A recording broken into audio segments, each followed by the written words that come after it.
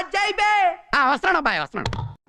ఏం లేదన్న ముచ్చట ఏంటంటే దోస్తు అని ఫోన్ చేసి రేపు ఎగ్జామ్ కదరా ఏం చదువుకోవాలి అంటే బుక్ స్టోర్ పోయి మెటీరియల్ తెచ్చుకోరా చెప్తా అన్నాడు. తెలుసు కదా అన్న పేదోళ్ళం ఇంట్లో 3 పూటలు తింటే బియ్యం వడతాయి అని చెప్పేసి బయటికి పరోటా తినడానికి వచ్చినాం. చికెన్తో చిల్లేద్దామని పోతే అంటే ఒకటే ముక్క వేసింది. మా దోస్తు కదా అనక ఆ ముక్క కూడా నాకే వేసిండు. తెచ్చిన సగం పైసలు టిఫిన్కి అయిపోయాయి. అయినా కానీ మా దృఢమైన ఆశతో ముందుకు సాగాము. అలా వెళ్తున్న మాకు దారిలో ఒక జ్యూస్ బండి కనపడ్డది. ఎండలో డిహైడ్రేట్ అవుతామని ఆగి జ్యూస్ తాగాము.